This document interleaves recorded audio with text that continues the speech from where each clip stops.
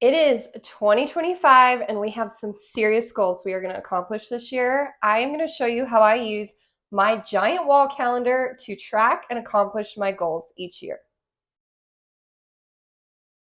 The first thing that you need to do is some sort of year in review. So I will go through my phone and scroll through my photos. I will go through my journal, and month by month, I will write down the highs and the lows from that month, from January all the way to December. Once you have your year in review done, then you're going to break your goals out into the following categories. And just do whatever works for you. You don't have to do these exact categories. This is just what I do. So I start with health and nutrition, and I go through my strengths from the previous year, write that out, write out my weaknesses, and then I write out things that I want to focus on for the following year. I do the same thing for relationships with family and friends, intellectual, personal growth, finances and investments, that's always a hard one, business and career, spiritual contribution, lifestyle and adventure, and environment and tribe.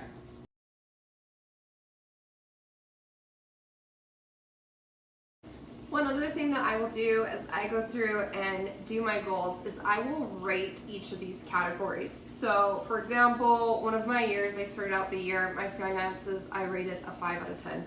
Other areas like adventure and lifestyle, I rated a 9.5 out of 10.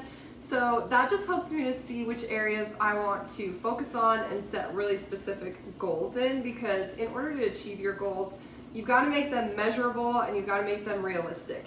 And it does seem impossible to accomplish everything at the same time. So I will kind of break things down into quarters as well. So quarter one, I really want to focus on these three categories. And then quarter two, once I've done better with those ones, then I will focus on these ones. And it's all just about building healthy habits. And that is what our calendar really helps us do, is to track that and to do really thorough quarter and yearly reviews.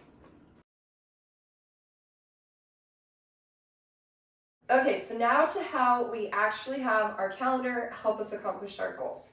When I bought my calendar, I bought a set of colorful dry erase markers, and I use these in the different categories of goals that I am working towards to track different habits that I'm trying to have. So, for example, my orange color is health and wellness, and so something that I wanted to track was how many days I played volleyball, or how many days I weightlifted, or just moved my body in general. So I have a bunch of different letters I use. W is weights, V is volleyball, I have surf up here. There will be other times where I'll put hike, or I'll have a P for Pilates, a Y for yoga, and then that is how at the end of each quarter I can look and see how many days did I move my body? Did I meet my weightlifting goals? Did I play volleyball as many days as I would like to?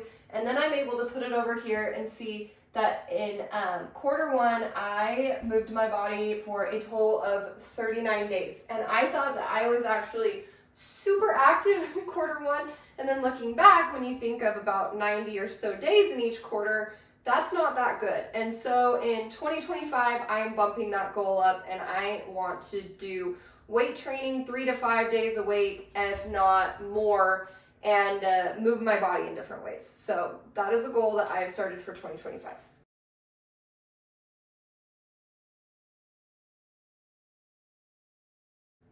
Okay, let's do another example. Let's go with purple.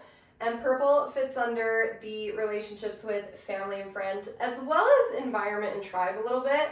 So they say that you become like the 5 people you spend the most time with. And I noticed that I was really blessed and fortunate to have a lot of friends and to be invited to a lot of social gatherings. But I did find that some of those gatherings weren't as uplifting or beneficial as other ones were.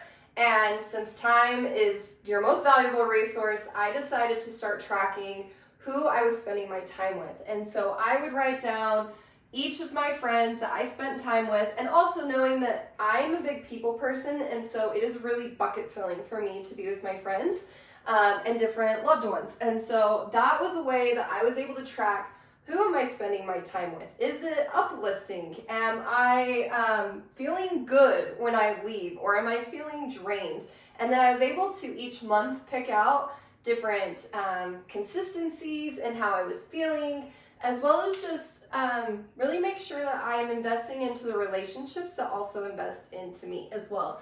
And so that was something I was pretty good at. 52 days in quarter one was spent with friends or loved ones.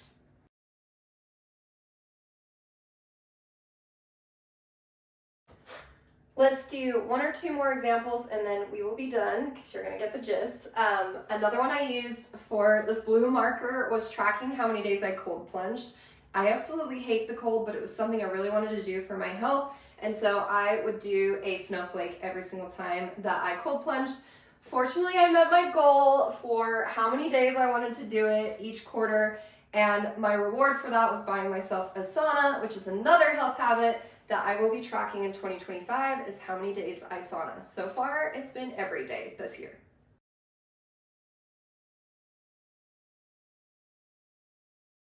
And one last one is the green color is any day that I was somewhere other than in my home, because I didn't want to just track who I was spending time with, but where I was spending my time, because in the past I have traveled a lot, I've gone on a lot of weekend trips, and I just wanted to make sure that these were places that I wanted to be. And I have the ability to work remotely at my full-time job, so I am very blessed to be able to have a little bit more flexibility than other people do in that.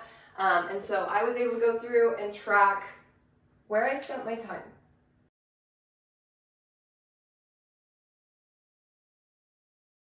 So as you can see, you can cater this to whatever goals you're working on and what you need to track throughout the year.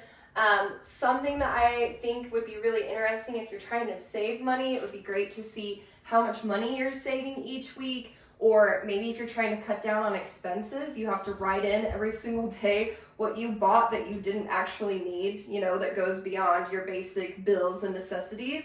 It's a really good way to be able to have a snapshot right in front of you as to what you did that month. And then also being able to do the quarter reviews and then tying it all together has just been the most productive way for me to be able to track the entire year.